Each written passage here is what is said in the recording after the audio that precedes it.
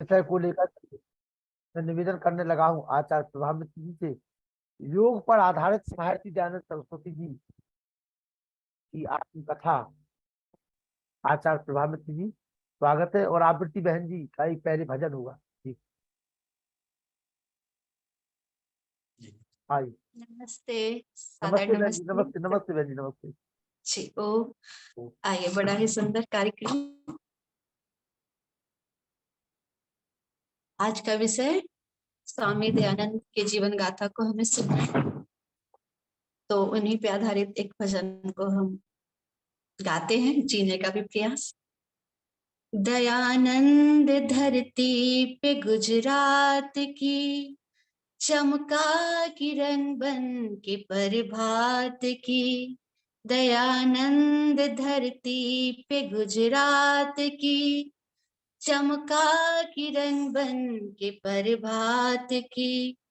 अगर मूल जगता ना उस रात को, अगर मूल जगता ना उस रात को, न उस रात को, तो कीमत कुछ ना इस रात की, तो कीमत कुछ ना इस रात की। दयानंद धरती पे गुजरात की चमका किरण बन के प्रभात की। आंधी क्या तूफान भी जिसके कदम को, आंधी क्या तूफान भी जिसके कदम को, जिसके कदम को घटा रोक पाई न बरसात की, घटा रोक पाई न बरसात की। दयानंद धरती पे गुजरात की चमका किरण बन के प्रभात की। कांटों में दामन ना उलझा ऋषि का, कांटों में दामन ना उलझा ऋषि का, ना उलझा ऋषि का, मगर छेड़ फूलों ने दिन रात की, मगर छेड़ फूलों ने दिन रात की।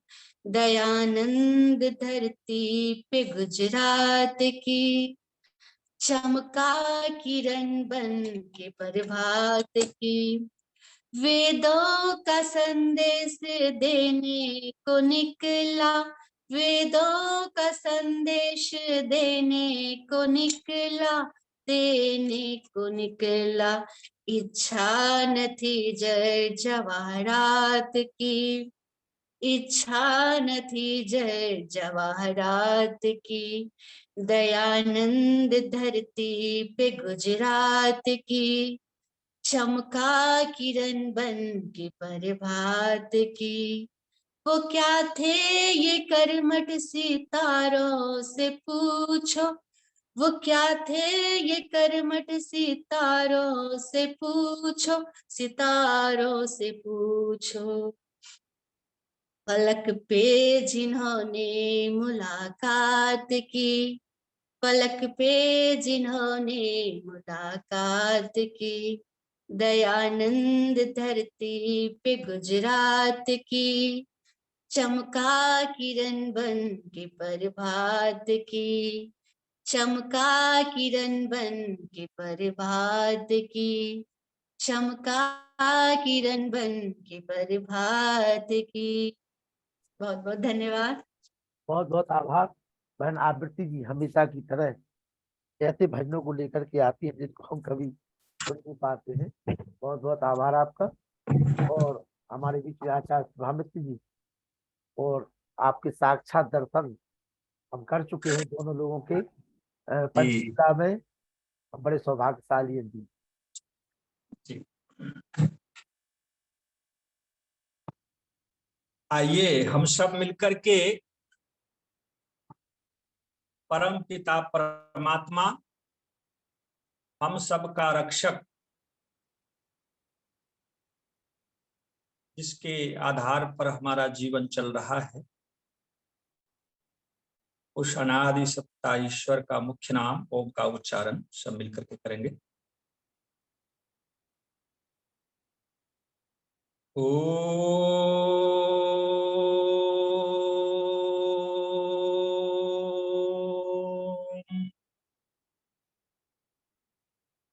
अकामो धीरो अमृत स्वयंभू रसेन तृप्तो न कुतश्चन न त्वमेव विद्वान् न विभाय मृत्यो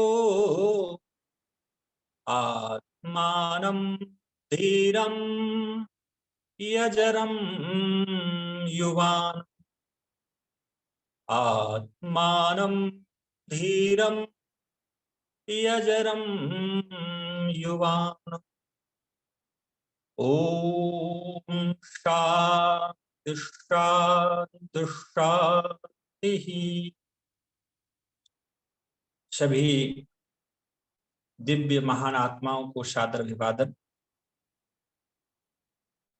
इस कार्यक्रम के संयोजक मान्यवर आर्य रत्न श्री लखनलाल जी आर्य जी, जिनका भी उद्बोधन हम सब सुन रहे थे, मान्यवर मेरे बड़े भाई प्रोफेसर डॉक्टर व्यासचंदन शास्त्री जी, इससे पहले हमने व्याख्यान सुना आदरणीय डॉक्टर प्रोफेसर वेद प्रकाश जी, आदरणीय पुरुषोत्तम मुनि जी और भी सभी दिव्यात्माओं को मैं नमन करता हूं। आज का जो विषय यहाँ दिया गया है, अभी भजन आपने आचार्य आवृत्ति जी से भी सुना। महर्षि दयानंद जो एक सितारे बनकर के चमके पूरे पृथ्वी पर, तो महर्षि दयानंद के जीवन से संबंधित कुछ घटनाओं को, उनके जीवन कथाओं को हम सुनेंगे। महर्षि दयानंद सरस्वती जी को मैं ऐसा मानता हूं कि हम सब ने एक समाज सुधारक के रूप में देखा कि स्वामी दयानंद सरस्वती एक समाज सुधारक थे, ऐसा हमारा मंतव्य रहता है। लेकिन इसके पीछे भी थोड़ा देखा जाए तो महर्षि दयानंद सरस्वती जी से लोग जब पूछते थे कि स्वामी जी इतना बड़ा कार्य आप कर रहे हैं, इसके पीछे क्या कारण है, तो लोग कहते थे, जब ये प्रश्न पूछते थे तो स्वामी दयानंद जी का यही कथन होता था कि देखो, ये योगज सिद्धि है और परम पिता परमात्मा की विशेष कृपा से मैं इतना बड़ा कार्य कर पा रहा। मेरा कोई सामर्थ्य नहीं है जो मैं इतना बड़ा कार्य कर सकता, योग सिद्धि के बिना तो हो ही नहीं सकता। तो स्वामी दयानंद सरस्वती सर्वप्रथम वो पहले योगी थे। एक बात और मैं यहां पर जोड़ना चाहूंगा, स्वामी दयानंद सरस्वती जी जब घर त्याग किए, उस समय उनके मन में कभी ये भावना तक भी नहीं आई होगी कि मुझे आर्य समाज की स्थापना करनी है। उनके मन में, आप सब इस बात को जानते हैं, एक ही बात कि मृत्यु क्या है, और ये मृत्यु की घटना, सच्चे शिव की दर्शन की अभिलाषा महर्षि दयानंद सरस्वती जी को घर छोड़ने के लिए बाध्य किया, और इसी भावना से उन्होंने घर छोड़ा। ये बाद का विषय है, जो उन्होंने आर्य समाज की स्थापना की, वेदों वाला स्वामी जी वेद का प्रचार किया, जनमानस का उद्धार किया, ये तो बाद की बात है। सेकेंड नंबर, फर्स्ट नंबर में उनके जीवन का उद्धार, आत्म कल्याण, आत्मदर्शन, मृत्यु पर विजय, ये उनके जीवन का आधारभूत स्तंभ रहा। अब मैं स्वामी दयानंद से जुड़ी हुई कुछ घटनाओं को आपके बीच रखना चाहूंगा। सबसे पहले स्वामी दयानंद सरस्वती जी ने अपने मुख से जो जीवन वृत्तांत लिखवाया, और ऐसा इतिहास कहता है ईश्वर चंद विद्यासागर जी के आग्रह पर कई बार आग्रह किया गया कि स्वामी जी अपने जीवन के बारे में बताओ, अपना परिवार, जीवन, इतिहास। स्वामी जी मना कर देते थे, लेकिन बहुत आग्रह होने पर स्वामी जी ने ये उनसे वचन लिया कि मेरे जीते जी आप इसे प्रकाशित नहीं करेंगे, पुस्तक रूप नहीं देंगे, तो मैं अपना जीवन वृत्तांत आपको सुना सकता हूं संक्षेप से। इस बात को स्वीकार कर लिया गया। उसी क्रम में जो वृत्तांत कही गई, उस समय सार्वदेशिक सभा के अधिकारी हुआ करते थे स्वामी सच्चिदानंद सरस्वती, और उस समय उस पुस्तक को छपवाया गया था पहली बार सार्वदेशिक सभा के द्वारा। बाद में कई विद्वानों ने उसे संपादित किया। अभी वर्तमान में आचार्य भद्रकाम वर्णी जी भी उस पुस्तक का संपादन किया, और उस पुस्तक का नाम योगी का आत्मचरित्र रखा गया। स्वामी जी के मृत्यु के उपरांत ये पुस्तक प्रकाश में आई। स्वामी जी से स्वमुख से कही हुई जीवन घटना, स्वामी जी ने जो कहा कि सबसे पहले जन्म स्थान, तो स्वामी जी ये लिखते हैं कि मेरा जन्म संवत 1881 और ईस्वी सन होगा 1824। तो 1824 में और विक्रमी संवत 1881 में स्वामी जी ने कहा मेरा जन्म मौरवी राज्य के एक विशेष सौराष्ट्र में काठियावाड़ में मेरा जन्म हुआ,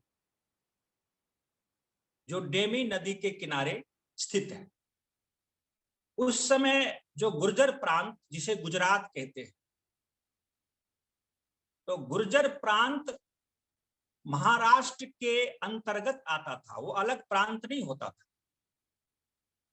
महाराष्ट्र का शासन चलता था मराठाओं का। उस समय कुछ बौद्ध और जैन जो वेद विरोधी थे, मैं इसलिए कहता हूं वेद विरोधी क्योंकि बची खुची जो वैदिक संस्कृति रही वो बौद्ध और जैन के कारण वो समाप्त हो गया। तो बौद्ध और जैन को ऐसे नास्तिक भी कहते हैं हम लोग, क्योंकि ये दो मत संप्रदाय के लोग नास्तिक इसलिए कहे जाते हैं। बौद्ध और जैन दर्शन को नास्तिक दर्शन भी कहा जाता है, कारण कि ईश्वर की अलग सत्ता को स्वीकार नहीं करते, केवल प्रकृति और आत्मा ही अपने जीवन में उन्नति करते हुए परम पद ईश्वर की पदवी प्राप्त कर लेता, भगवान बन जाता है। ऐसी मान्यताएं हैं, इस पर और अध्ययन का, अन्वेषण का विषय है। तो बौद्ध और जैन ने उन्हें ये कहा जा सकता है कि वैदिक परंपराओं का विध्वंसक, और वैदिक परंपराओं के विध्वंस के कारण उन्होंने कुछ ऐसे गप्पे, कुछ ऐसी लोकोक्तियां बनाई, और उस लोकोक्तियां के कारण कुछ ऐसे श्लोक बनाए गए कि अंग बंग कलंगेशु सौराष्ट्रम बिना तीर्थम गच्छन संस्कारम इति अर्हति। ये कहा करते थे बौद्ध और जैन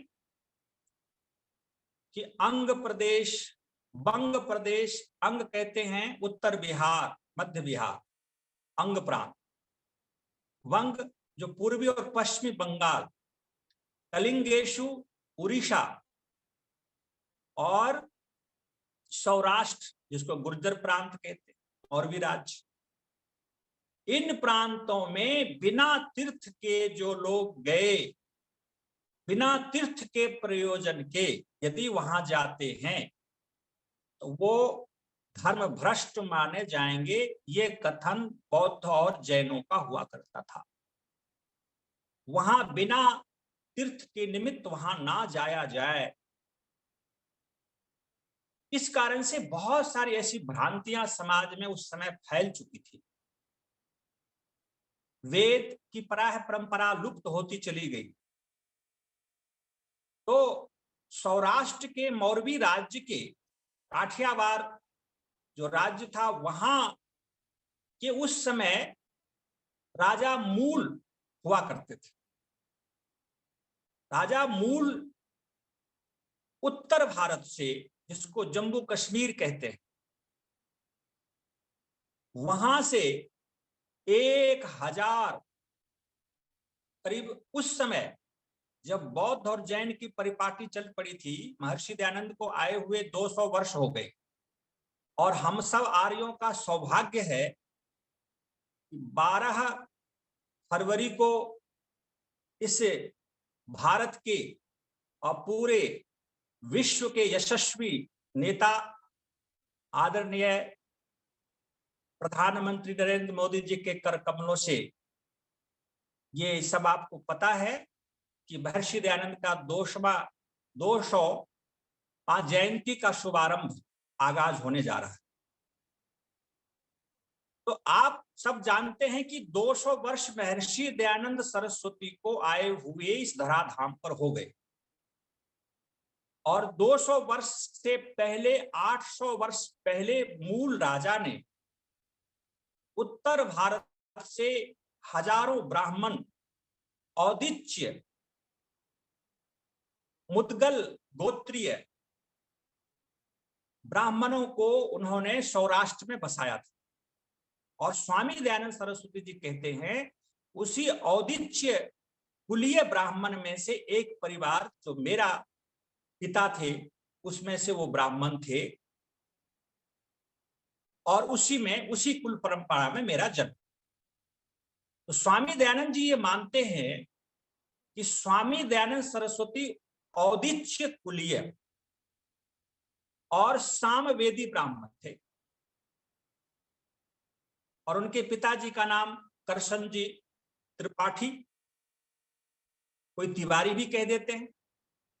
इस पर भी हमें सोचना चाहिए कि ब्राह्मण परिपाटी में जो एक वेद पढ़ते हैं, जो ब्राह्मण एक वेद का अध्येता होता है, उसे उपाध्याय कहते हैं। जो 2 वेदों को पढ़ लेते हैं उसे द्विवेदी कहते हैं। जो 3 वेदों को पढ़ लेते हैं उसे त्रिवेदी कहते हैं। और जो 4 वेद को चतुर्वेदी।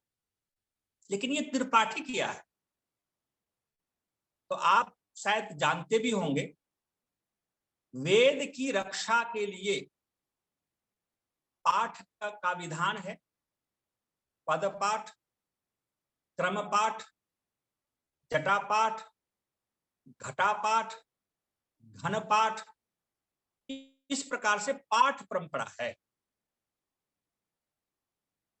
तो इस बात को हमें जानना चाहिए कि जो ब्राह्मण पदपाठ, क्रमपाठ और जटापाठ, इन 3 पाठों का अभ्यास करके वेदों की रक्षा करता रहा, उस ब्राह्मण परिपाटी में त्रिपाठी उपाधि दी जाती थी। तो स्वामी दयानंद जी ने स्पष्ट कहा कि मेरे पिता त्रिपाठी थे, जो तीनों पदपाठ, क्रमपाठ और जटापाठ, इस पाठ परंपरा के हमारे पिताजी थे। और मैं एक सामवेदी ब्राह्मण परिवार में जन्म। लेकिन आपको जानकर आश्चर्य होगा कि स्वामी दयानंद सरस्वती सामवेदी औदुच्य कुलीय ब्राह्मण थे, लेकिन बाल्य अवस्था में ही उनके पिता ने शुक्ल यजुर्वेद कंठस्थ करा दिया। यजुर्वेद कंठस्थ हो गए। अब कहेंगे कि यजुर्वेद फिर कंठस्थ क्यों किया, सामवेद करना चाहिए। स्वामी जी ने इस बात का भी उद्घाटन किया। उन्होंने कहा कि उस समय जो सामवेद का स्वर सहित पढ़ाने वाले ब्राह्मणों का अभाव हो गया था, नहीं मिल पा रहे थे, तो इसलिए मेरे पिता ने यजुर्वेद का अध्ययन करवाया, यजुर्वेद का पाठ हमें करवाया और कंठस्थ हो गया था। तो स्वामी दयानंद सरस्वती एक सामवेदीय ब्राह्मण होते हुए यजुर्वेद को कंठस्थ किया। अब स्वामी दयानंद जी का जन्म कैसे हुआ, यह भी हमें जानना चाहिए। स्वामी दयानंद जी कहते हैं कि मेरे माता पिता का जो विवाह हुआ, उस विवाह का समय जो था, उनके पिताजी की आयु मात्र 21 वर्ष की थी और उनकी मां की आयु मात्र 12 वर्ष की थी। अब विचार करिए, 12 वर्ष की कन्या और 21 वर्ष का पुरुष, उस समय बाल विवाह प्रचलित था। ऐसे वेद से आदेश नहीं देता, भारत का संविधान भी शायद उस समय आदेश नहीं देता होगा, लेकिन ये विवाह परंपरा थी उस समय। और महर्षि दयानंद जी ने सत्यार्थ प्रकाश में स्पष्ट लिखा, जो आप सबको विदित है, कि 16 वर्ष की कन्या और 25 वर्ष का युवा न्यून से न्यून कम से कम विवाह के समय आयु होनी चाहिए। फिर 17 वर्ष की कन्या तो 30 वर्ष का युवा, 18 वर्ष की कन्या 36 वर्ष का युवा, 20 वर्ष की कन्या 40 वर्ष का युवा, 22 वर्ष की कन्या 44 वर्ष का युवा, 24 वर्ष की कन्या 48 वर्ष का युवा लड़का। ये सत्यार्थ प्रकाश में आप सब जानते हैं। लेकिन स्वामी दयानंद सरस्वती जी की माता का विवाह का समय 12 वर्ष और उनके पिता का आयु विवाह के समय 21 वर्ष का था। और स्वामी जी स्पष्ट करते हैं कि उस समय मेरे माता पिता वैवाहिक जीवन के 14 वर्ष व्यतीत कर चुके थे, 14 वर्ष, और संतान प्राप्ति नहीं हुई। धन धान्य से पूरित, सब प्रकार से सुख साधन होते हुए भी दोनों प्राणी का चित्त विस्मित, दुखी, अशांत रहा करता था संतान के अभाव में। बहुत प्रयत्न किए, संतान नहीं हुआ। तो स्वामी जी स्पष्ट करते हुए कहा कि मेरे माता पिता बहुत दुखी होकर के एक दिन मेरे पितामह, मातामह अर्थात नाना जी के घर चले गए, जहां स्वामी जी का घर था, जन्म स्थान, वहां से 5 कोस दूरी पर अर्थात लगभग 15 किलोमीटर की दूरी पर उनका ननिहाल था। स्वामी जी ने कहा कि मेरे माता पिता जब वहां गए अपने हमारे नाना जी के पास अर्थात मैके, उनकी माता जी गई और वहां परामर्श किया कि क्या किया जाए। इतने दिन बीत गए, अब उनकी पिता का आयु 35 वर्ष की हो गई, उनकी मां की आयु ये सब 26 वर्ष के हो गए थे। अब 12 में 14 वर्ष आप जोड़ दीजिए, 26 वर्ष की आयु उनकी मां की हो गई, और उतने ही समय 14 वर्ष जोड़ दें 21 में, तो 35 वर्ष की आयु उनके पिता के हो गए। तो उनके नाना जी ने दोनों के विचारों को सुना, बहुत दुखी थे, आखिर क्या किया जाए, संतान हो नहीं रहे। स्वामी जी कहते हैं, परामर्श करने के बाद, आपसी चर्चा करने के बाद यह निर्णय हुआ कि मेरी मां की चौथी बहन, जो उस समय आयु 15 वर्ष की थी, कुमारी थी, मेरे नाना जी ने कहा कि ये कन्या से आप विवाह कर ले, जिससे कि संतान की प्राप्ति हो।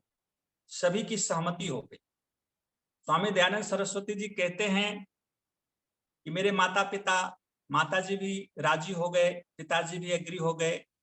3 महीने का समय निर्धारित हो गया।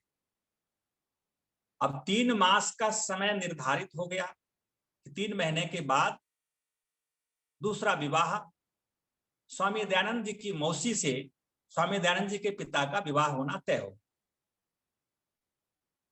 प्रथम मास में ही 1 मास के भीतर ही ये पता चल गया कि अमृताबाई श्रीमान करशन जी त्रिपाठी जी की धर्मपत्नी के गर्भ में शिशु का आगमन हो चुका है। अब शिशु का जब आगमन, संतान का आगमन की सूचना मिलते ही आगे की जो योजना थी, विवाह की जो योजना थी, उसको बंद कर दी गई, स्थगित कर दिया गया।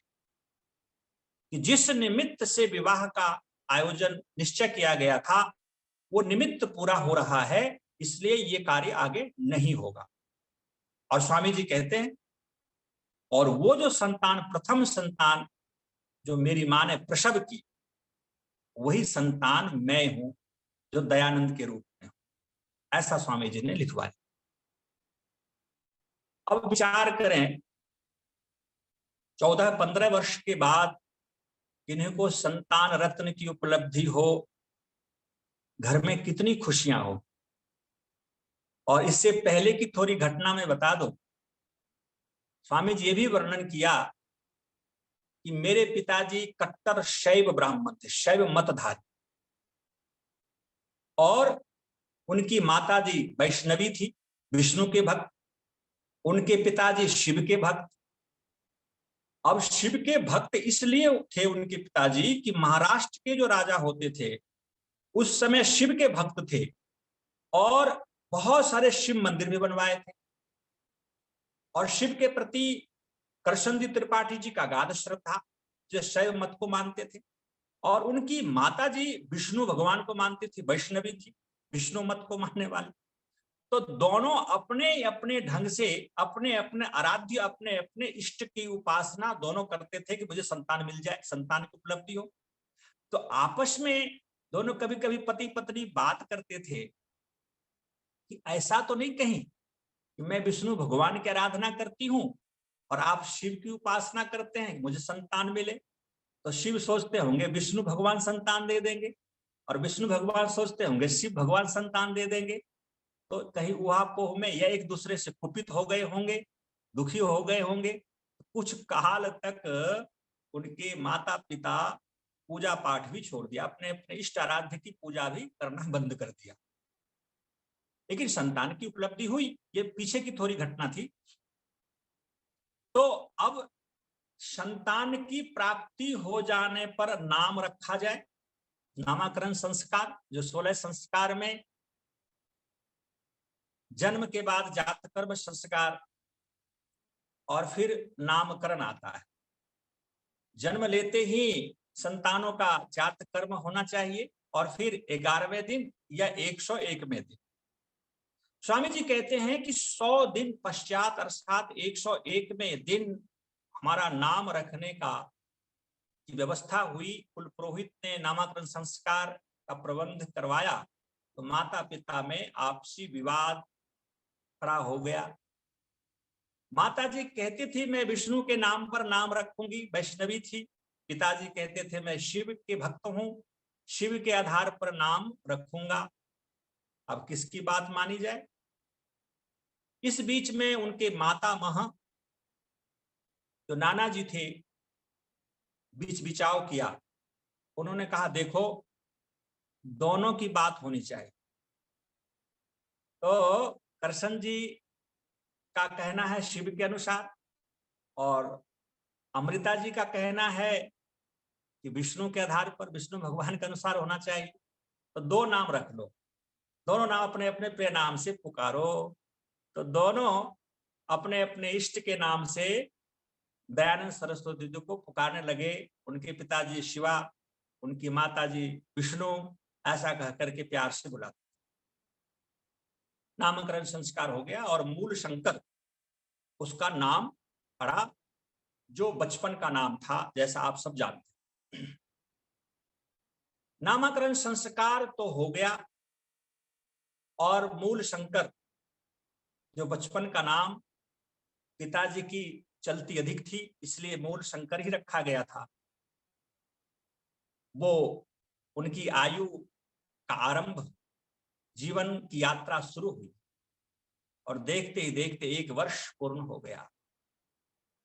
1 वर्ष पूर्ण जैसे ही हुआ तो प्रथम जन्मोत्सव मूल शंकर का मनाना तय हुआ कि जन्म उत्सव मनाया जाए। तो जन्म उत्सव मनाने का जैसे ही समय निश्चित हुआ, आप मुझे समय का संकेत कर देंगे क्योंकि मेरे पास घड़ी नहीं है। जब अभी समय हो तो ओम बोल देंगे आप। नहीं, अभी तो 15 मिनट है आपका। हाँ जी। तो निश्चित रूप से 1 वर्ष जैसे ही जन्म का पूरा हुआ और जन्मोत्सव मनाने का तैयारी हो गई, घर में हो हल्ला होने लगा, तैयार नाच गाने की तैयारी, भोजन भंडारे की तैयारी।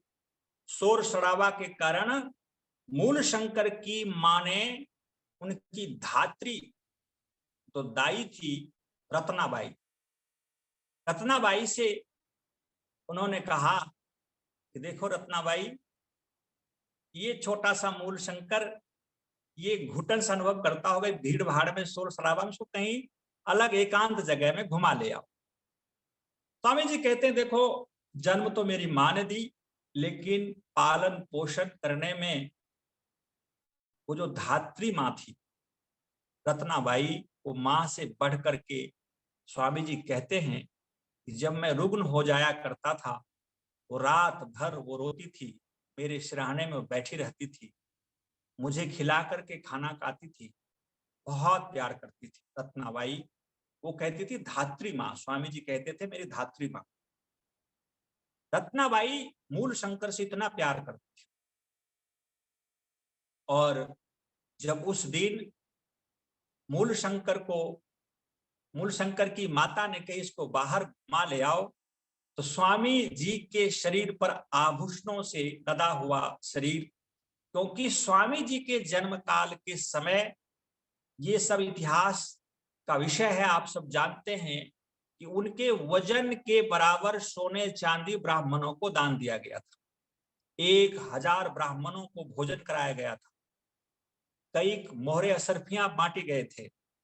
तो इस प्रकार से उनके घर में उत्सव मना था। अब 1 वर्ष के बाद जब ये जन्मोत्सव हो रहा है, तो स्वामी दयानंद के शरीर पर कितने आभूषण होंगे, उनके माता पिता कितने धनाढ्य थे। तो रत्नाबाई मूल शंकर को लेकर एकांत बाहर निर्जन जगह पर चली गई। कहते ये मन बड़ा चंचल होता है, कब ये मन विकृत हो जाए कहना मुश्किल है। ऐसे हम लोग ऐसा मानते हैं कि साधना के पक्ष को लेकर के जब हम अपने जीवन में यम नियम का पालन करते हैं, ध्यान करते हैं, लगता है कि मेरा काम क्रोध लोभ मोह शांत हो गया है, मैं निर्मल हो गया। लेकिन राख में छुपी हुई चिंगारी के समान ये जो हमारी वासनाएं हैं कभी भी उभर सकती है। इसलिए हमेशा सावधान रहना चाहिए, अपने अंतर के शत्रुओं से सावधान। ये मन कभी भी हमें पाप की ओर ले जा सकता है, छुपे हुए संस्कार कभी भी उभर सकता है। रत्नाबाई भले मूल शंकर को मां से बढ़कर के प्यार करती थी, लेकिन जैसे ही आभूषण को देखी, एकांत निर्जन जगह को देखी, उनके मन में पाप उभर आया। और वो पाप उभर कर जैसे ही आया और वो मन में विचार करने लगी, अब ये आभूषण मेरा हो जाए, इसे ले लो, ऐसा विचार करके मूल शंकर के शरीर से पूरे आभूषण को उतार लेती और गठरी में बांध लेती और डेमी नदी में गर्दन तक पानी में चली जाती कि मैं इस बालक को पानी में छोड़कर, पानी में डालकर, प्रवाहित कर, मैं इस आभूषण को लेकर के 9 2 11 हो जाऊं, चंपत हो जाऊं, चली जाऊं। ऐसा भाव उसके मन में आया। जैसे ही ये विचार आया, एक बार अपने प्रिय पुत्र, जो मूल शंकर को पुत्र से बढ़कर के मानती थी, उन्होंने देखी कि एक बार मैं अपने पुत्र का चेहरा तो देख लूं। जैसे ही मूल शंकर की ओर दृष्टि डालती है, मूल शंकर जी कहते हैं वो मुस्कुरा दिया। जैसे ही मूल शंकर की हंसी को देखी, अस्वाभाविक हंसी उसको भी आ गई, वो पानी से बाहर आ जाती है। फिर प्रयास करके फिर दोबारा पानी में जाती है, फिर एक बार मुंह को मूल शंकर को चूमना चाहती है, मूल शंकर मुस्कुरा देता है। इस मुस्कुराहट ने रत्नाबाई के अंदर मन में भरे हुए कलुष को धो डालता है और पानी से मूल शंकर को लेकर भींगे हुए वस्त्र पहने हुए और मूल शंकर को गोद में लिए हुए पागल की तरह भागते हुए घर की तरफ आई कि अपनी मैं पागल हो गई, मैंने मूल शंकर को नदी में फेंकना चाहिए, जोर जोर से चिल्ला चिल्ला करके कहती हुई घर में आकर के मूल शंकर को उनके माता पिता को सौंपती है। जो आभूषण गठरी बांध रखी थी, आभूषण को सौंपती है, जोर जोर से अपनी सारी घटनाओं को बताती है कि मेरे मन में ये पाप आ गया था, इस पाप के कारण मैंने ये कुकृत्य करने का निश्चय किया, मैं क्षमा के योग्य नहीं हूं, मुझे क्षमा ना किया जाए, मैं बहुत बड़ा अपराध किया, पाप किया। कहते हुए उल्टे पांव घर से बाहर दूर चली। लोगों ने कहा कि रत्नाबाई शायद ये पागल हो गई है। कई लोगों को भेजा, ढूंढवाया, नहीं मिली रत्नाबाई, कहीं दूर निकल गई। जन्मोत्सव संपन्न हो गया। 3 दिन के पश्चात, ऐसा इतिहास का वर्णन है, कहता इतिहास कि 3 दिन के पश्चात एक निर्जन एकांत शिव मंदिर में एक शव लटका हुआ सूचना मिली कि फांसी लगाकर के एक महिला अपने जीवन को प्राणांत कर ली। ये सूचना मिलते ही जैसे कृष्ण जी त्रिपाठी वहां पर पहुंचे, लोगों को ले गए, देखा तो रत्नाबाई का शव लटका हुआ।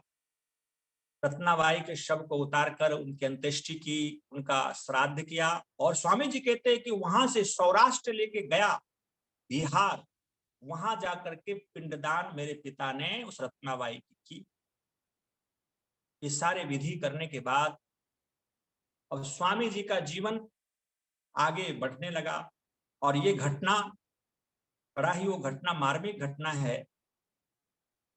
ईश्वर चंद विद्यासागर जी इस घटना को स्वामी जी के मुख से 2 बार सुने और इस घटना को सुनते हुए ईश्वर चंद जी विद्यासागर के आंख में अश्रुधार बहते हुए स्वामी जी कहते, मैंने देखा, उनके आंख से आंसू निकलते हुए मैंने देखा कि वो 2 बार बड़े ध्यान से सुने ईश्वर चंद विद्यासागर और वो रो पड़े। तो ये बड़ा ही हृदय स्पर्शी घटना है स्वामी जी के जीवन से संबंधित। तो अब यहाँ पर थोड़ा हम विचार करते हैं कि स्वामी जी के बाल्य अवस्था में ही ये सारे कुछ लक्षण दिख रहा था। एक जीवन में कोई दयानंद नहीं बने। कोई मन में ऐसी भ्रांतियां हमारे मन में हो कि स्वामी दयानंद एक ही जीवन में दयानंद सरस्वती बन गए, नहीं, जन्मों जन्मांतर के संस्कार लेकर के आत्माएं आती है। कई जन्मों की तपस्या, साधना, स्वाध्याय एक जीवन में फलीभूत होता है, जो ऋषि पद, परम पद, मुक्ति पद व्यक्ति को प्राप्त हो जाता है। मैं ऐसा मानता हूं। महर्षि दयानंद सरस्वती जी का पीछे का जीवन, अनेकों जीवन उनकी तपस्या का जीवन रहा होगा, जो बाल्य अवस्था में 1 वर्ष की आयु में इस सारी घटनाओं को, ऐसे स्वामी जी स्पष्ट लिखा है कि घटनाओं को मैंने अपने माता पिता से कई बार सुना, इसलिए मुझे स्मरण है, मैं बता रहा हूं। होनहार विद्वान के होत चिकने पात्र कहते हैं, जो बाल्यावस्था में ही दिख जाता है। जैसे कृष्ण भगवान के बारे में भी लोग कहते हैं कि बाल्यावस्था में ही उनकी जो योगज सिद्धियां, योग लीला, उनके जीवन के वृतांत ऐसा प्रेरित करता है, ऐसा संकेत करता है कि उनके जीवन में योगज सिद्धियां रही। निश्चित रूप से स्वामी दयानंद सरस्वती जी की आयु बढ़ती चली गई और 5 वर्ष की आयु में स्वामी जी का विद्यारंभ संस्कार हो गया। और विद्यारंभ संस्कार, वेदारंभ संस्कार, ये यज्ञोपवीत संस्कार के बाद होता है।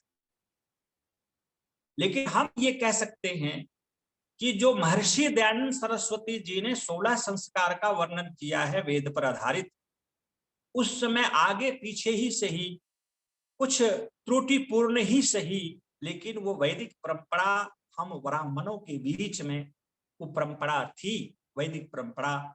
स्वामी जी कहते हैं कि 5 वर्ष की आयु में ही मुझे चरखी से, चाखरी जिसको पेंसिल कहते हैं, पेंसिल से कृष्ण वर्ण पत्थर पर, प्रस्तर पर लिखने की परंपरा मुझे डलवाई गई। मुझे हाथ से स्वर वर्ण की लिपियां लिखवाई गई, व्यंजन वर्ण की लिपियां लिखवाई गई। स्वामी जी स्पष्ट करते हैं 5 वर्ष की आयु में। अब ये आपको जानकर के आश्चर्य होगा कि 2 संस्कार जुड़वा संस्कार है, 4 संस्कार, एक उपनयन और वेदारंभ, ये साथ साथ होता है, और समावर्तन और विवाह, ये 2 संस्कार भी साथ साथ ही होता है। एक दिन के आगे पीछे कर सकते हैं, यह सेम डे, एक ही दिन में ये 2 हो सकता है। तो अब ये विचार करके आप जब उपनयन संस्कार का अध्ययन आपने किया होगा, उसमें स्पष्ट ये बात स्वामी दयानंद सरस्वती जी ने संस्कार विधि में लिखा है कि ब्राह्मण के बालक 11वें वर्ष में, क्षत्रिय का बालक 12वें वर्ष में, ब्राह्मण के 8वें वर्ष में और क्षत्रिय का 11वें वर्ष में और वैश्य का 12वें वर्ष में उपनयन संस्कार करें, यह स्पष्ट लिखा हुआ। फिर ऋषि दयानंद ने उसका विकल्प भी दिया है कि ब्राह्मण 16वें वर्ष में, क्षत्रिय 22वें वर्ष में और वैश्य 24वें वर्ष में भी कर सकते हैं उपनयन।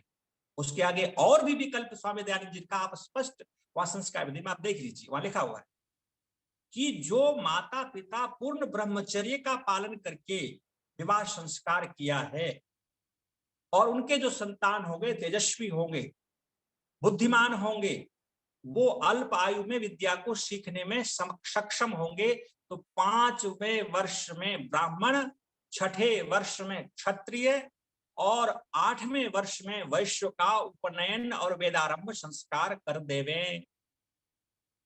तो महर्षि दयानंद सरस्वती जी का 5वें वर्ष में विद्या संस्कार, वेदारंभ संस्कार हो जाता है, तो ये कोई अतिशयोक्ति नहीं कहा जाए, और हुआ। स्वामी दयानंद का विद्यारंभ संस्कार हो गया 5वें वर्ष में, और पढ़ने में बहुत प्रखर बुद्धि थे, बाल्यावस्था से ही थे। स्वामी जी कहते थे कि उनके पिताजी व्याकरण के अच्छे जानकार थे, व्याकरण वेद शास्त्र के अभिज्ञ जेय थे, बहुत ज्ञाता थे, शुक्ल यजुर्वेद का अध्येता थे।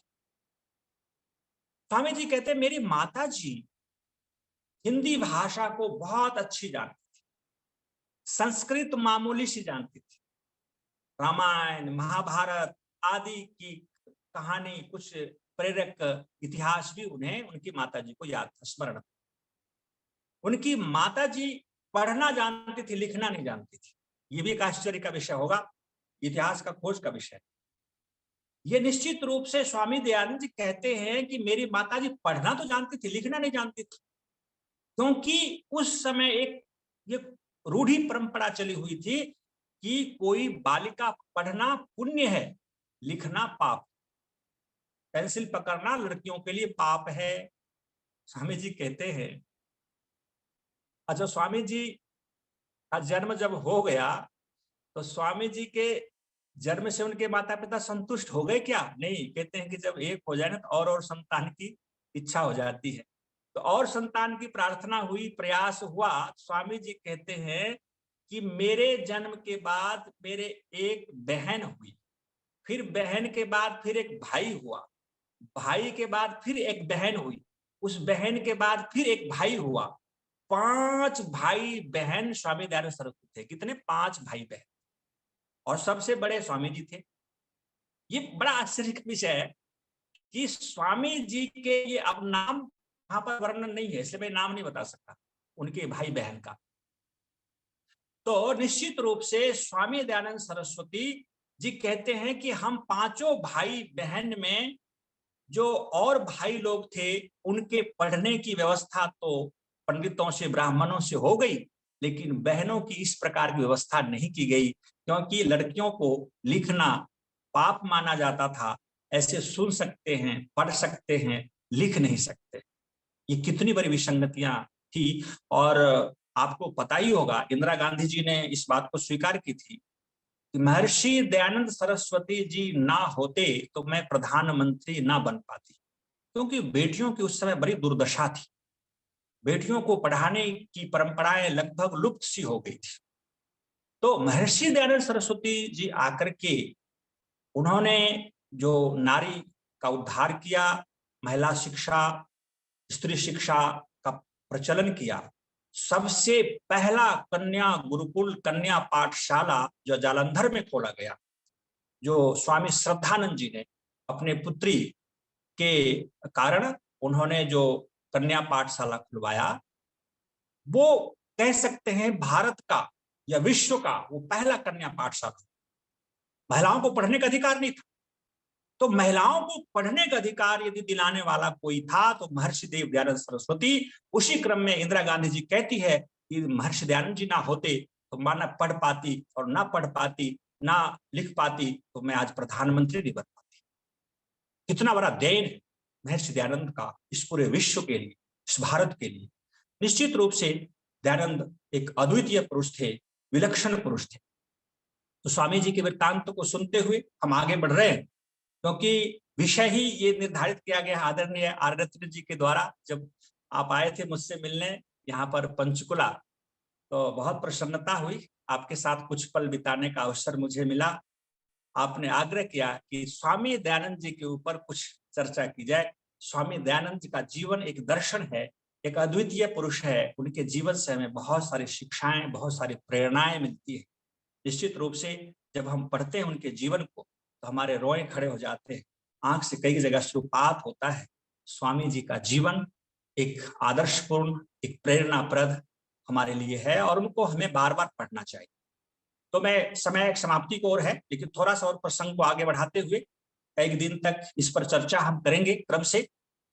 स्वामी जी का वेदारंभ संस्कार हो जाता है 5 वर्ष की आयु में, और 8 वर्ष की आयु में उनका उपनयन संस्कार, जैसा कि स्वामी दयानंद जी ने संस्कार विधि में भी वर्णन किया है कि 8 वर्ष में ब्राह्मण के पुत्र का उपनयन संस्कार हो जाना चाहिए। स्वामी जी कहते हैं कि 8वें वर्ष में मेरा उपनयन संस्कार का आयोजन किया गया, विधि विधान के साथ उपनयन संस्कार। तो उपनयन संस्कार का जब व्यवस्था की गई, उस समय बहुत सारे सामवेदीय ब्राह्मण को बुलाया गया, सैकड़ों ब्राह्मण को निमंत्रण दिया गया। उनके कुल पुरोहित ने उपनयन संस्कार की व्यवस्था की। उपनयन संस्कार में ये नियम है, संस्कार विधि में आप पढ़ लें, ब्राह्मण के पुत्र केवल दुग्ध पान करके 3 दिन व्रत करें, या 1 दिन कम से कम दुग्ध पर ही रहें। क्षत्रिय के जो बालक हैं या बालिका हैं, वो यवागु, जौ की दलिया गुड़ के साथ पतली पकाई हुई कढ़ी के समान, उसको सेवन 3 दिन करें, केवल वही खाएं, या 1 दिन कम से कम व्रत करना चाहिए। फिर जो कुल के पुत्र हैं, लड़का है, लड़की हैं, उनको कहा श्रीखंड, यमक, अमक्षा। तो श्रीखंड बनाने की विधि भी आप सब जानते हैं। जो 4 गुना दही हो, उससे 1 गुना फिर दूध हो और उसमें मिष्ट आदि मिला करके कपड़े में छान करके जो बनाया जाता है श्रीखंड खिलावे 3 दिन या 1 दिन। स्वामी दयानंद जी का भी व्रत इस प्रकार से कराया गया और वहां पर कुछ विशेष विधि जो अपने वैदिक परंपरा से हट करके रहा, क्योंकि उनका जीवन पौराणिक परंपरा में जीवन का लालन पालन हुआ। तो पौराणिक परंपरा के अंतर्गत कुछ अच्छी बातें भी उस समय थी जो हमें आज अपनाने की आवश्यकता है। उसे पौराणिक कह करके छोड़ देने की आवश्यकता नहीं पड़नी चाहिए, क्योंकि उससे हमें कुछ मिलता है, जीवन मिलता है, आदर्श मिलता है। स्वामी जी के जीवन में ऐसा वर्णन मिलता है कि स्वामी जी का उपनयन संस्कार करते समय स्वामी जी को 10 दिन के लिए घर में बंद कर दिया गया। 10 दिन नजरबंद, घर से बाहर नहीं निकल।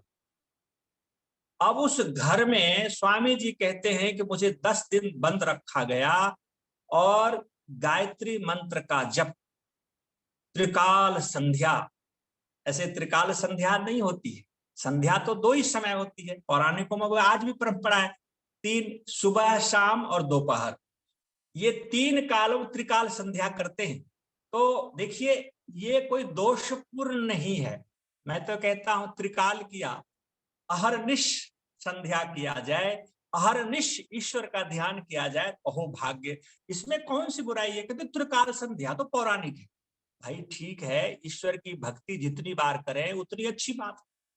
जब मौलाना मुल्ला 5 बार नमाज पढ़ सकता है, तो हम यदि 3 बार ईश्वर का प्रार्थना करते हैं, संध्या करते हैं, तो कौन सी आपत्ति है? लेकिन संध्या 2 ही वेला में की जाती है, जो वैदिक विधान संध्या का अर्थ होता है संधि वेला, जो सुबह और शाम, दिन और रात का संधि वेला को संध्या कहते हैं। संध्या के प्राय सम्यक ध्यायते उपास्यते, यह सब संध्या जो सम्यक प्रकार से ध्यान किया जाए।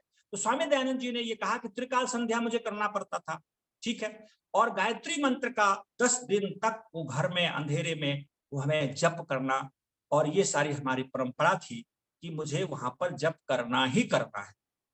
अब विचार करें, गायत्री मंत्र के जप से, संध्या करने से, परमात्मा के नाम का स्मरण करने से जीवन कितना महान हो जाता है।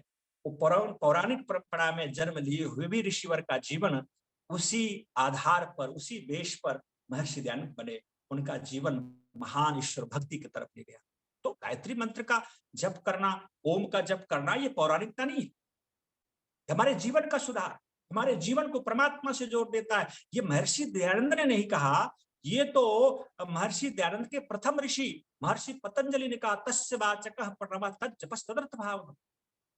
प्रणव का जप हमें करना चाहिए, प्रणव का जप अर्थ के साथ। मैं अब अपनी वाणी को विराम, समय है, मैं विराम को ले चलूं? जी जी जी, कोई बात नहीं, 5-10 मिनट आगे पीछे भी चल जाएगा।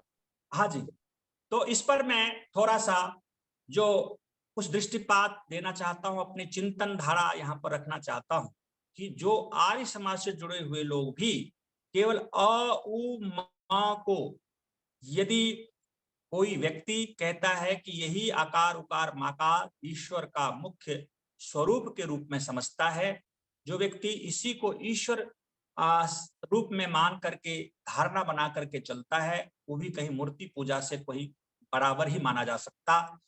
कहते हैं ये आकार उकार माकार शब्द है, ये ईश्वर का वाचक है, ईश्वर नहीं। ओम शब्द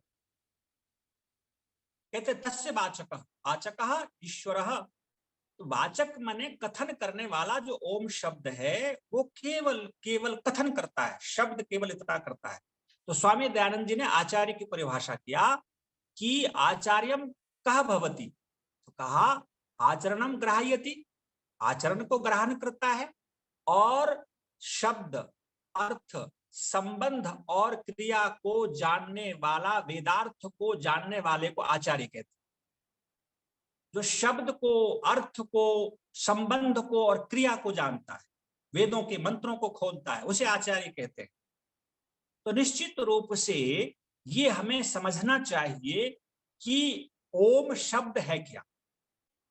ओम शब्द का केवल संकेत है, कथन है, वो ईश्वर को केवल इशारा करता है। जैसे मुझे प्यास लगी और मैं आपको कहा जल चाहिए, तो अब जल शब्द आप लिख करके मुझे दे दें तो मेरी प्यास नहीं बुझेगी। जल शब्द केवल आपको समझाने के लिए था कि मुझे प्यास लगी है, मुझे जल चाहिए, लिक्विड तरल पदार्थ। आपने समझ लिया, इतना ही शब्द का काम था। बस शब्द जो वाचक है केवल उस पदार्थ को, सत्ता को केवल जता देता है, जना देता है, शब्द इतना ही करता है। परमात्मा को शब्दातीत कहते हैं, अतीन्द्रिय कहते हैं, जो शब्दों से परे है, जो इंद्रियों से परे है, विषयों से परे है, वो परमात्मा है। तो परमात्मा का ओम शब्द केवल परमात्मा को जता देता है, परमात्मा को जना देता है, परमात्मा को संकेत कर देता है कि सर्वव्यापक, निराकार, आनंद घन, ज्ञान स्वरूप जो परमात्मा सर्वरक्षक, उस सत्ता को, जो सूक्ष्म से भी सूक्ष्म है, कण कण में व्यापक है, उस सत्ता को केवल शब्द कह दिया। अब उस सत्ता को जो कहा, उस सत्ता जो है वो अर्थ है। अब अर्थ के साथ हमारा संबंध कैसे बने, संबंध बनने का क्या विधा होनी चाहिए, तो मैं उदाहरण दिया करता हूं। आज संसार में जितना भी संबंध देखा जाता है भगवान, वो संबंध सभी लाभ पर टिका हुआ है। लाभ है तो संबंध है। पति पत्नी का संबंध लाभ पर है, पति से पत्नी को लाभ हो रहा है, पत्नी को पति से लाभ मिलता है, सुरक्षा मिलता है, रक्षा, धन, स्वास्थ्य, ज्ञान। ऋषि याज्ञवल्क्य की 2 पत्नियां थी, उनका भी संबंध था ज्ञान के ऊपर, लाभ के ऊपर। चाहे वो मित्र का संबंध हो, राजा प्रजा का संबंध हो, पिता पुत्र का संबंध हो, संबंध टिकता ही है लाभ पर। तो शब्द हमने जान लिया, अर्थ भी समझ लिया, संबंध कैसे बनाएं, भगवान से संबंध कैसे बने। तो मैं यही कहा करता हूं कि जब भगवान से संबंध बनाना हो, ईश्वर से संबंध बनाना हो, नाता जोड़ना हो, तो भगवान के लाभ को बीच में ले आइए, भगवान के लाभ, ईश्वर के लाभ को स्मृति में ले आइए, उनके उपकारों को अपने मस्तिष्क चिंतन धारा में ले आइए। जैसे ही उसका लाभ, उनके दिए हुए उपकारों का चिंतन जब हमारे मस्तिष्क में वर्णन होता है, मैं विचार करता हूँ, आहा, रोमांच होता है, हे प्रभु तू कितना दयालु। बस यही तो संबंध है, यही तो ध्यान है, यही तो संध्या है, यही तो उपासना है, यही तो साधना है। इसी को हम अपने आप को बनाए कि परमात्मा से संबंध हमारा कैसे बने। एक उदाहरण से समझिए, जैसे अधिक हमारा प्राण संकट में हो और किसी ने हमारी रक्षा कर लिया हो, जीवन बचाया हो, और वो वर्षों बाद वो व्यक्ति जब मिलता है, हमारा शरीर रोमांच से भर जाता है, उसे गले लगाते हैं, गला रूठ जाता है, आंख से अश्रुपात होता है, काश आप उस समय ना होते, मेरा जीवन नहीं बचता। कितना रोमांच होता है। क्यों ऐसा हुआ उस व्यक्ति को देख करके, औरों को देख करके क्यों नहीं ऐसी स्थिति बनी? क्योंकि उसके लाभ आपकी स्मृति में है, तभी आपके मन में ऐसा हुआ। तो उसी प्रकार से जब हम ध्यान में बैठते हैं, संध्या करने बैठते हैं, गायत्री का जप करने बैठते हैं, ओम का जप करने बैठते हैं, और उस जप के समय परमात्मा के उपकारों को व्यक्ति जीवन में जब चित्रण करता है, चिंतन करता है, तो व्यक्ति को एक रोमांच सा होता है, एक अश्रुपात होता है, एक अच्छा लगता है, अपनापन होता है। प्रभु तुम मुझे गोद में ले रखा है, तुम पता नहीं किस किस रूप में हमारी तू रक्षा करता है, हर पल तू मेरा रक्षक ही बन करके, अंगरक्षक बन करके चलता है। हम निश्चिंत होकर के सो जाते हैं, मेरा श्वास प्रश्वास तू चलाता रहता है, हम उठते हैं, चलते हैं, फिरते हैं, हर विपत्ति से तू बचाता है। प्रभु तू कितना दयालु। आहा, यही तो संबंध है। और उस संबंध को भाव में ले आना, उस संबंध को जीवन में उतार लेना, हर पल यही क्रिया है, यही भाव है। इसी को महर्षि दयानंद ने अपने जीवन में धारण किया, और वो कहते थे 10 दिन तक मैंने गायत्री का जप और त्रिकाल संध्या करते रहा। और 10 दिन के बाद जब उनको घर से निकाला गया, तो 3 तार सोने के यज्ञोपवीत उनके कांधे पर यज्ञोपवीत पहनाया गया, सोने का यज्ञोपवीत। आहा, ये कितना सौभाग्य। हम लोगों को तो सोने का यज्ञोपवीत पहने ऐसा सौभाग्य कहाँ। लेकिन स्वामी इतने धनवान थे उनके माता पिता, तो कहते उस समय ब्राह्मणों को, सैकड़ों ब्राह्मणों को मोहरे बांटे गए, 10-10 रुपये दिए गए, एक एक लोटा, एक एक वस्त्र प्रदान किया गया और यज्ञोपवीत संस्कार संपन्न हो गया।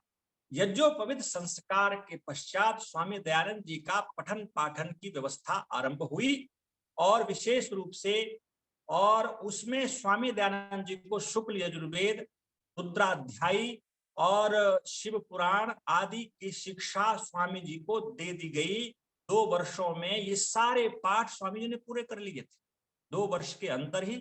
स्वामी जी कहते हैं कि मेरे वंश में एक परंपरा थी कि 5 वर्ष में वेदारंभ संस्कार हो जाना चाहिए बच्चों का, 8वें वर्ष में उपनयन संस्कार हो जाना चाहिए, और फिर कहा 14वें वर्ष में बालक का मृण्मय शिव मृत मिट्टी से बने हुए शिवलिंग का पूजन, और 14वें वर्ष होते होते शिव चतुर्दशी के दिन शिव व्रत का आरंभ हो जाना चाहिए। इसी परंपरा के अनुसार स्वामी जी का जब 14 वर्ष पूर्ण हो गया, तो 14 वर्ष के पूर्ण होने पर शिव चतुर्दशी के दिन स्वामी दयानंद के पिता ने उसे शिव व्रत रखने का अनुरोध किया और शिव महात्मा को भी बताया कि शिव व्रत करने से क्या क्या लाभ होता है, क्योंकि उनके पिताजी शैव मत को मानने वाले थे और उनकी माताजी वैष्णवी थी, विष्णु को मानने वाले। दोनों माता पिता आपस में कलह के भाव तो रखते थे, विरोध था, लेकिन आपस में प्रेम था। जब उनके पिताजी क्रोधित हो जाते थे, स्वामी जी कहते हैं मेरे पिताजी जब क्रोधित होते थे, माँ बिल्कुल शांत हो जाती थी, क्षमा मांग लेती थी, और माताजी जब कभी उग्र हो जाती थी, मेरे पिताजी कभी क्षमा मांग लेते थे माताजी से। दोनों पति पत्नी का बड़ा अनूठा संबंध रहा। स्वामी दयानंद जी के माता पिता भी एक अद्वितीय पुरुष थे। और फिर कहा 14 वर्ष की आयु में जैसे ही शिव व्रत का महात्मा मैंने सुना और मैंने शौहर स्वीकार कर लिया। मेरी माताजी मना करती थी, मेरा बेटा इस आयु में इस कठिन व्रत को सहन नहीं कर सकता, इसलिए 14 वर्ष की आयु में शिव व्रत मत रखो। लेकिन माताजी वहां पर निष्फल हो गई। पिताजी का जय हो गया। पिताजी, क्योंकि मैं भी निश्चय कर लिया मुझे भी शिव व्रत रखना है, क्योंकि पिताजी ने इस प्रकार से कहानी सुनाया कि जो शिव चतुर्दशी के दिन शिव व्रत करता है और व्रत रख करके उपवास करता हुआ और रात भर जगता है, उसे शिव भगवान दर्शन देते हैं। रात्रि के 4 पहर होते हैं और शिव जी के व्रत में ये 4 बातें रखी गई। बस समापन कर रहा हूं।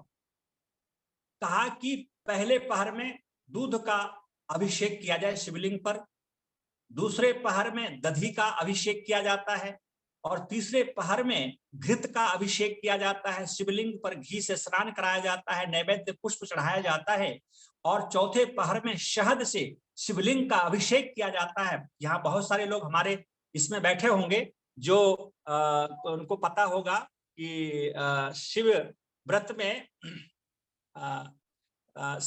में क्या क्या होता है, वो मुझे पता नहीं, मैं उनके जीवन से मैं पढ़ के सुना रहा हूं। तो कहा कि जो चारों पहर में ये 4 प्रकार से पूजा करते हैं शिव का, और उनको शिव भगवान स्वतः दर्शन देते।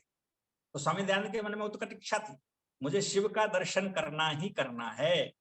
तो 2 पूजा समाप्त होते होते दूसरे पहर की लगभग सभी लोग सो गए, और सभी लोग सो गए और स्वामी जी जगते रहे। उन्होंने सोचा कि मैं चारों पूजा करके रहूंगा, चारों पहर का, क्योंकि मुझे शिव का दर्शन करना है। जो प्रलयकारी शिव है, जो संसार को प्रलय कराता है, उस शिव का मुझे दर्शन हो जाए, कितना अहोभाग्य होगा। स्वामी दयानंद अपने आंख पर पानी की छिट्टा मार करके वो व्रत के लिए आगे उत्सुक थे। उनके पिताजी भी सो गए। जैसे ही तीसरे पहर आरंभ होता है, शिवलिंग के ऊपर जो शहद, दही और भी मिष्टान रखा हुआ था, एक चूहा आकर के चढ़ता है और शिवलिंग के ऊपर चढ़ करके जैसे उसका खाना खाता है, उस पर मल मूत्र का त्याग कर देता है। उसी समय मूल शंकर के मस्तिष्क में एक प्रश्न उठ के खड़ा होता है, ये क्या हो रहा है? सभी लोग सो रहे हैं और शिवलिंग, शिव भगवान के ऊपर, मस्तिष्क के ऊपर वो चूहा खा भी रहा है, मलमूत्र त्याग कर रहा है। उसे हटा नहीं रहा है। अपने पिता को जगाया और पिता को जगाने के बाद पिता से प्रश्न किया मूल शंकर ने, पिताजी कि ये शिव के सिर पे चूहा चढ़ा हुआ है, ये हटा नहीं रहे हैं, का मलमूत्र का परित्याग कर रहे हैं। उनके पिताजी ने कहा, मूल तुम बालक हो, डांट लगाया, फटकारा, कहा कि तुम नहीं समझते हो, ये शिव शिव नहीं, शिव की प्रतीक है, ये शिवलिंग है, ये सत्य, ये शिव का प्रतीक है, शिव नहीं है। शिव तो आते हैं, दर्शन देते हैं। तो कहा कि अच्छा। स्वामी दयानंद के मन में उसी समय कोमल मस्तिष्क पर ये बातें बैठ गई, ये प्रतीक है, ये लिंग है, ये स्टैचू है, ये मूर्ति है, ये शिव नहीं है। और निश्चित रूप से का शिव का दर्शन कैसे होगा, का शिव का दर्शन इस कली काल में बेटे बड़ा मुश्किल होता है। किसी किसी को कभी कभी दर्शन दे भी देते हैं कठोर व्रत करने पर। स्वामी दयानंद के मस्तिष्क में बातें बैठ गई, ये सच्चा शिव है, ये कंकड़ है, ये पत्थर है, इसमें व्रत रखना, इनका पूजन करना, इसका अभिषेक करना, ये हमारी मूर्खता होगी। कहते हैं कि बस एक संकेत मिल जाता है बुद्धिमान को, उससे बहुत सारे अर्थ को खोल लेता है। महर्षि दयानंद युग दृष्टा थे, दिव्य दृष्टि रखने वाले थे। केवल शिवलिंग के ऊपर चूहा चढ़ने मात्र से उन्होंने यथार्थ को समझ लिया, सत्य कुछ और है। और स्वामी दयानंद वहां से उठ करके घर जाने की उद्यत हुए। उनके पिता ने एक सिपाही को साथ कर दिया कि ठीक है बेटा, व्रत मत तोड़ना, घर तो जाओ लेकिन व्रत नहीं तोड़ना।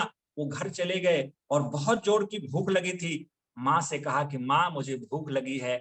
माँ ने मिठाई की डब्बे पकड़ा दी और वो भरपेट मिठाई खा लिया मूल शंकर, और गाढ़ी नींद में सो गए। और सो गए, माँ डरने लगी कि आप सुबह तो महाभारत होना है, पिताजी को जैसे ही पता चलेगा। जैसे ही सुबह हुआ, पिताजी कृष्णजी त्रिपाठी घर आए, और घर आए और उनको पता चला कि मूल शंकर ने भरपेट मिठाई खा करके सो रहा है। घर में पति पत्नी में महाभारत, युद्ध, लड़ाई झगड़े शुरू हो गए, वाक युद्ध चल रहा था।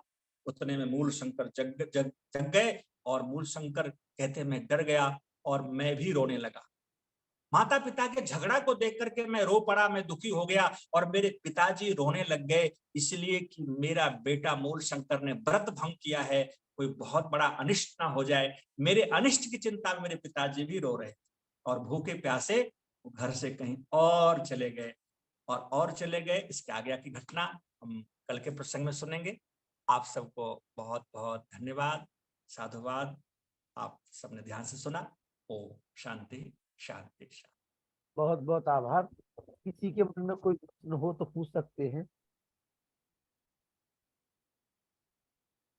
जी, कोई भी प्रश्न हो, सुना हो आपने और आपको लगा हो कि नहीं ये जो आचार्य जी बता रहे हैं ये तो हमने कभी सुना ही नहीं है, कहीं पढ़ा ही नहीं है, हाँ जी, ऐसा किसी के मन में कोई शंका हो तो बता दे, अपना हाथ उठा दे तो मैं समझ जाऊंगा कि हाँ किसी के मन में है। चलिए, किसी के मन में कोई शंका नहीं है, प्रेम सत्यवादी जी आइए। बहुत अच्छा। ओम ओम जी आइए। लखनलाल जी सादर सादर नमस्ते। प्रणाम। आपको भी सादर नमस्ते। संरक्षक प्रभा मित्र जी आपको भी सादर प्रणाम। प्रणाम जी, प्रणाम। जी हमने ये कभी नहीं सुनी थी इस तरह की कथा। ऐसे लग रहा था जैसे किसी पौराणिक कथा में बैठे हैं, क्योंकि ये अभी पौराणिक युग चल रहा है वो। और आप ऐसे बता रहे थे धारावाह, जैसे कोई धारावाहिक चल रहा हो। हम तो ऐसे देख रहे थे जैसे आंख बंद करके अंदर पिक्चर आ रही है। तो आपकी एक्सप्लेनेशन इतनी अच्छी थी कि पूरा जैसे सीन चल रहे हैं। आप भी शायद सीन देख देख के ही आपने पढ़ा और उनको सीन में कन्वर्ट करके हमें समझाया, तो मैं तो बड़ा आनंद ले रहा था। धन्यवाद जी, धन्यवाद। तो बहुत अच्छा लगा जी। और चित्रण बड़ा अच्छा था आपका। और आगे की कथा भी सुनेंगे, 2 दिन और हैं। बिल्कुल तो बिल्कुल। 3 दिन अभी 3 दिन हाँ 3 दिन और हैं। 3 दिन के बाद 3 दिन के बाद 2 दिन का शनिवार रविवार को ब्रेक रहेगा। मतलब आप आचार्य प्रभावित जी का ब्रेक है, उसमें आचार्य अंकित जी आएंगे अजमेर वाले अच्छा जी। जी। तो फिर उसके बाद 5 तारीख के बाद फिर 6-7 से फिर लगातार शुरू हो जाएगा एपिसोड। अच्छा, बहुत अच्छी बात है। धारावाहिक ये हम इसको हाँ, सुनेंगे। ये और मार्ग से चलेगा, आनंद लेंगे। चिंता ना करें। बहुत बहुत धन्यवाद प्रभा मित्र जी, आचार्य जी का बहुत बहुत धन्यवाद। और आपने जो ध्यान वाली बात करी, वो उस प्रक्रिया को मैं भी यूज करता हूँ, बड़ा अच्छा लगता है उसमें जो प्रक्रिया आपने बताई। और जो त्रिकाल संध्या वाली बात है, कई बार ऐसा होता है कि सुबह की संध्या में मुझे लगता है कि आज कुछ आनंद नहीं आया, कुछ व्यवधान हो गया, बीच में इधर उधर हो गया, तो मैं भी दोपहर को कर लेता हूँ। वाह, मुझे ये नहीं बहुत पता अच्छा। था कि त्रिकाल संध्या होती है कि नहीं होती, लेकिन मेरे मन में ही आता है कि आज संध्या में मजा नहीं आया है, तो बीच में कुछ ऐसा हो गया, तो फिर मैं दोपहर को कर लेता हूँ। मुझे तो कुछ ऐसा लगता नहीं है कि ये मेरी गलत है या ठीक है, नहीं लगता मुझे। चलिए धन्यवाद देखिए, देवा जी। परमात्मा की भक्ति तो हमेशा करें, और ऐसे त्रिकाल संध्या पौराणिक परंपरा से प्रचलित है, लेकिन परमात्मा भक्ति अहर्निश किया जाए, कभी भी किया जाए, वो हमारे लिए लाभप्रद रहे। ये मुझे आज पता लगा और मैं बड़ा खुश हूँ कि मैंने वो चीज करी। धन्यवाद आपका, बहुत बहुत धन्यवाद। बहुत बहुत धन्यवाद। ये है हमारे संरक्षक भारत संजो अभियान के आचार्य प्रेम सचदेवा जी, स्वागत है आपका। आइए कोषाध्यक्ष जी, जी अनिल नरूला जी। आचार्य प्रभा मित्र जी, लखन जी, डॉक्टर राकेश आर्य जी, वेद प्रकाश जी, सभी आर्यजनों को सादर प्रणाम। वास्तव में आचार्य प्रभा मित्र जी, आज आपने जो स्वामी दयानंद जी के बारे में, उनके बचपन से लेकर और बीच के मध्यकाल तक उनके बारे में जो आपने जानकारी प्रदान की, वास्तव में बड़ी रोचक और विस्मयकारी थी। बहुत ही आश्चर्यजनक तथ्यों का पता चला जो हमें पहले कभी न कभी सुने न कभी मालूम हुए। तो बहुत ही नई नई बातें आपने बताई, बड़ा अच्छा लगा। और स्वामी दयानंद जी के जीवन से मतलब प्रेरणा भी मिली कि कितना संघर्षपूर्ण उन्होंने, इतना धनाढ्य परिवार में होते हुए भी मानसिक रूप से क्या क्या वो सोचते रहे, क्या क्या हुआ उनके साथ, और कैसे कैसे उन्होंने अपना समय किस ढंग से निकाला। बड़ा ही अच्छा लगा। और आचार्य जी, आपने जो एक बात बताई कि उस बात से थोड़ा मुझे लगा कि कुछ सहमत नहीं हो पाया मैं, कि जैन धर्म और बौद्ध धर्म वाले जो है नास्तिक कहलाते हैं। बौद्ध धर्म के बारे में तो मैं नहीं कह सकता ज्यादा, लेकिन जैन, मेरे कई जैन मित्र हैं और जो मुझे लगता है कि बड़ी भक्ति करते हैं। बल्कि एक मेरे जैन मित्र ऐसे हैं जो कभी बिना मंदिर जाए, सवाल ही पैदा नहीं होता, वो अपना घर भी कहीं ट्रांसफर होता है उनका, तो अपना घर भी ऐसी जगह पे लेते हैं जहाँ उनका जैन मंदिर पास में होता है। तो मुझे बड़ा आश्चर्य हुआ कि जैन कैसे नास्तिक हो सकते हैं। तो नरूला जी, इसके ऊपर थोड़ा प्रकाश डालते बस। धन्यवाद। प्रभावित जी जी प्रभावित जी बताएंगे, उसके पहले थोड़ा सा मैं भी आपको जानकारी दे दूं इस संबंध में। जी ये जैन बौद्ध चारवाक ये नास्तिक दर्शन माने गए हैं। जैन के यहाँ मतलब ईश्वर की सत्ता को स्वीकार नहीं किया गया जैन धर्म में। अच्छा जी अब आचार्य प्रभावित जी। जी आप जी बिल्कुल। बिल्कुल, जैन और बौद्ध ये जी चारवाक नास्तिक दर्शन, इनके दर्शन को कहे जाते हैं, और इसलिए कहे जाते हैं ईश्वर की सत्ता को अलग से स्वीकार नहीं करते। बौद्धों के बड़े बड़े मंदिर हैं एशिया महादेश में, बहुत सारे, इंडोनेशिया चले जाएं, मलेशिया चले जाएं, और भी श्रीलंका, जावा, सुमित्रा, कहीं भी, सब जगह बौद्धों का प्रचलन है, बड़े बड़े मंदिर हैं और पूजा पाठ होते हैं। जैनों के मंदिर अपने भारत में बड़े पड़े हैं, पूजा पाठ होते हैं, लेकिन वो आत्मा से भिन्न ईश्वर की सत्ता स्वीकार नहीं करते। आत्मा ही ईश्वर का रूप ले लेता है, आत्मा ही ईश्वर स्वरूप हो जाता है, सिद्ध पुरुष ही भगवान बन जाते, ईश्वर बन जाते हैं। इस मान्यता को मानते हैं। अलग से आत्मा अलग है, ईश्वर अलग है, इस बात को स्वीकार नहीं करते। इसलिए उसे नास्तिक कहा जाता है, क्योंकि जो ईश्वर की सत्ता को स्वीकार ना करता हो, आत्मा को ही ईश्वर रूप में कन्वर्ट मानता हो, इस रूप में माना जाता है। जी धन्यवाद जी। गोविंद यादव जी, जगदीश पारासर जी। गोविंद यादव जी, जगदीश पारासर जी। जी गोविंद जी। चलिए युद्धवीर जी, कोई कमेंट किया था आपने कि आप ऋषि नहीं मानते, क्या नहीं मानते जी? नमस्ते जी सभी को। जी मैं कोई कमेंट नहीं था जी, मैं तो बस यही था कि ऋषि के बारे में जो हमारे आचार्य श्री ने जो बताया वो एक बहुत ही विस्मय करने वाली और जो अद्भुत जो कई चीज हमें जानकारी मिली तो वो रोमांचित करने वाली थी। और एक मैंने इस पे जो हाथ रेज किया था, जो सत्यार्थ प्रकाश में स्वामी जी ने जो मूर्ति पूजक है ना, ठीक है, आपने चारवाक जो जैन और जो बौद्ध है ये इनके ऊपर तो बताया है, लेकिन स्वामी जी ने कहा है जो वेद के विरुद्ध है, वो भी नास्तिक की उपाधि उसको दी है। जी जी, बिल्कुल बिल्कुल बिल्कुल, बहुत सुंदर आपने कहा। और वेद विरोधी थे, बौद्ध और जैन वेद विरोधी हैं, इसको हम पहले हमने आतंकित किया था, इसलिए नास्तिक हो गए। वेद जी जी। को और आचार्य जी, मैं तो आपको नमस्ते करता हूँ। आपके सानिध्य में मैंने 16 संस्कार प्रीत विहार जो हमारे सुरेंद्र कुमार रैली जी हैं, उनके मैं आपका एक शिष्य बनकर रहा हूँ। मैंने 15 दिन आपकी कक्षा ली है और आपसे मैंने बहुत कुछ पाया है। सभी को सादर नमस्ते जी। नमस्ते जी जी जी, मुझे याद है, याद है, याद है, आपका स्मरण है, चेहरा भी याद है, हमेशा याद रखता हूँ। जी। याद नहीं होगा तो यहाँ इस कार्यक्रम में तो सबकी याद हो जाएगी। आइए डॉक्टर राकेश कुमार जी, सादर नमस्ते। सुप्रसिद्ध इतिहासकार, हमारे भारत समझो अभियान के राष्ट्रीय अध्यक्ष और हम सबके मार्गदर्शक, जिनके निर्देशन में हम सभी लोग एक नए इतिहास की इबादत को लिखने जा रहे हैं। आइए डॉक्टर राकेश कुमार जी। सर्वप्रथम तो मैं आज आचार्य प्रभा मित्र जी के लिए हृदय से नमन करता हूँ, जिन्होंने भी सहज सरल शैली में अपनी बात को प्रस्तुत किया है। समादरणीय डॉक्टर वेद प्रकाश शर्मा जी, आदरणीय नरूला साहब, कार्यक्रम के संयोजक आदरणीय लखनलाल आर्य जी, मेरे से पूर्व में वक्ता रहे प्रेम सचदेवा जी, जो हम सब के लिए श्रद्धेय हैं, उन सब के लिए भी नमन करता हूँ।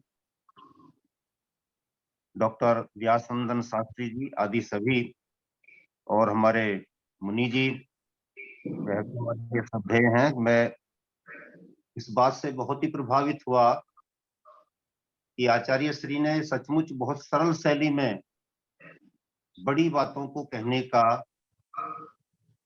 सफल प्रयास किया। वास्तव में हमारे पास ऐसे वक्ताओं की कमी है। विद्वता में, अपने प्रदर्शन में, विद्वता के प्रदर्शन में तो कोई कमी नहीं छोड़ी जाती, लेकिन जो सामान्य बुद्धि के लोग आगे बैठे रहते हैं, उनके बातें उनके ऊपर से गुजर जाती हैं। जब सहज, ये जो पौराणिक लोग हैं या जो कथावाचक लोग होते हैं या ये तथाकथित गुरु जितने भी हैं, इनकी बातों को लोग इसलिए पकड़ लेते हैं कि वो सहज सरल शब्दों में अपनी बड़ी बात को कहने के अभ्यासी होते हैं। तो मैं आचार्य श्री का हृदय से नमन करता हूँ, जिन्होंने उस शैली को अपनाया हुआ है, और निश्चित रूप से ऐसी शैली से अन्य लोग हमारी प्रति आकर्षित होंगे, आर्य समाज के प्रति आकर्षित होंगे। अब जब हम महर्षि दयानंद जी के 200वीं जयंती मनाने जा रहे हैं, तब आचार्य श्री के मुखारविंद से निकल रहे ये वचन निश्चय ही हमारा मार्गदर्शन करेंगे, ऐसी मेरी कामना है प्रभु से। और मैं चाहूंगा कि हम नित्य प्रति उनके पूरे जीवन वृत्त को आचार्य श्री के मुखारविंद से इसी प्रकार सुने, एक कथा के रूप में, और कथा के रूप में आनंद लेते हुए ऋषि का जिस तरीके से हम वेद पारायण यज्ञ करते हैं, इस तरीके से ऋषि पारायण यज्ञ करके निकल जाएं, ऐसा मैं निवेदन करूंगा। आचार्य श्री अपना समय दें हमको। इन्हीं शब्दों के साथ वाणी को विराम देता हूँ। धन्यवाद, धन्यवाद जी, बिल्कुल ठीक है। और आपके आदेश का पालन किया था आज डॉक्टर व्यासनंदन शास्त्री जी ने, तो आपकी अनुपस्थिति में ही कर्पूरी ठाकुर का जीवन चरित्र सुना दिया उन्होंने। अरे वाह आइए गोविंद यादव जी। जी, सम्मानीय संचालक जी और आज के मुख्य वक्ता सम्मानीय आचार्य जी, और हमारे भारत समझो अभियान के सम्मानीय अध्यक्ष जी एवं सम्मानीय मंच, जो आचार्य जी ने व्रत और पूजा पाठ के बारे में बताया है, सचमुच अद्भुत है। और आज भी लोग इन सब चीजों में लगे हुए हैं, और चलो करना अच्छा है, सबको करना भी चाहिए, सब लोग करते भी हैं, लेकिन जिस रूप में करना चाहिए या जिस विधि से करना चाहिए, उस हिसाब से मेरे हिसाब से कम लोग हैं, बाकी एक दूसरे को देख के और इस भाव से ज्यादा लोग इस समय लगे हुए हैं, जिसका शायद कोई ना फल है और ना उसका कोई उचित है। और बाकी ये है कि इन सब चीजों से हम लोगों को तो कुछ ना कुछ मिल ही रहा है और आगे आशा है कि दिन प्रतिदिन कुछ ना कुछ नया मिलेगा। बहुत बहुत धन्यवाद, आप सभी का आभार। जगदीश पाराशर जी। जी, इस कार्यक्रम के संयोजक महोदय लखनलाल जी, विद्वान समीक्षक डॉक्टर व्यास नंदन जी शास्त्री, भारत को समझो कार्यक्रम के जो है विद्वान डॉक्टर राकेश कुमार जी यारे, आर्यमणि पुरुषोत्तम जी, आज के जो वक्ता मुख्य वक्ता हैं आचार्य प्रभा मित्र जी, उन्होंने स्वामी दयानंद सरस्वती के जीवन से संबंधित काफी जो है जानकारी मुझे जो जानकारी में नहीं थी, किस प्रकार वो मूलचंद से दयाचंद सरस्वती बने और किस प्रकार से उनके घर में क्या क्या कार्यक्रम हुए, क्या क्या आपने उनके जो है संस्कार वगैरह किए, उनके जीवन के प्रत्येक उनको जो है अंश से जो है जानकारी जिनको नहीं थी उन सभी जो है पहलुओं को उन्होंने बहुत बढ़िया ढंग से बताया और हम सब लोगों को इसकी दुर्लभ जानकारी मिली। इसके लिए हम उनका बहुत बहुत ज़्यादा से गहराइयों से जो है उनका आभार व्यक्त करते हैं। मंच पर उपस्थित सभी विद्वानजनों का भी जो है आभार अभिनंदन है। धन्यवाद। बहुत बहुत आभार। और वेद प्रकाश शर्मा जी आप आ जाइए, बाकी करें। बहुत ही सुंदर महर्षि दयानंद के जीवन चरित्र का ऊपर हमारे प्रभा मित्र जी ने वर्णन किया, उसके लिए उनके लिए बहुत बहुत साधुवाद, कोट सा प्रणाम।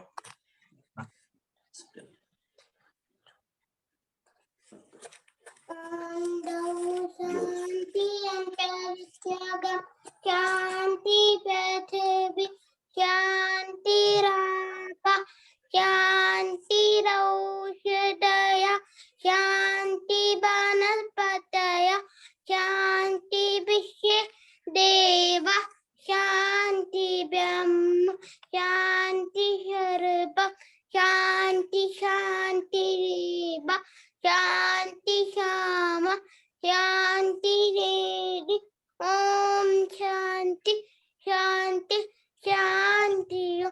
जो बोले स्वामी सत्य सनातन वैदिक धर्म की जय, गुरु विज्ञानंद की जय, महर्षि दयानंद की जय, मति राधा पुरुषोत्तम श्री रामचंद्र की जय, कृष्णचंद्र की जय, पंडित लेखराम की जय, स्वामी सदानंद की जय, स्वामी आत्मानंद की जय, भारत माता की जय, गौ माता की रक्षा हो, पालन हो, आर्य समाज अमर रहे, ज्योति जलती रहे, ओम का झंडा ऊंचा रहे, हरियों के महाकुंभ की जय।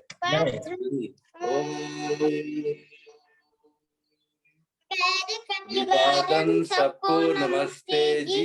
ओम सर्वेभ्यो नमः। सर्वेभ्यो नमः। सबको सादर नमस्ते। नमस्ते, शुभ रात्रि। चलिए कल मुलाकात करते हैं और जी जी महर्षि दयानंद सरस्वती का जो जीवन चरित्र लगातार 4 दिन आप सुनेंगे। उसके बाद 4 और 5 को आचार्य अंकित प्रभाकर जी और फिर 6 से लगातार पुनः आचार्य प्रभा मित्र जी को आप सुनेंगे और प्रतिदिन एक ऐसा भजन आचार्य आवृत्ति जी के द्वारा आप सुनेंगे जो आपने कभी सुना नहीं होगा। संभवतः ऐसे भजन वो लाती है। चलिए शुभ रात्रि, कल मुलाकात करते हैं आप सभी। शुभ रात्रि। शुभ रात्रि।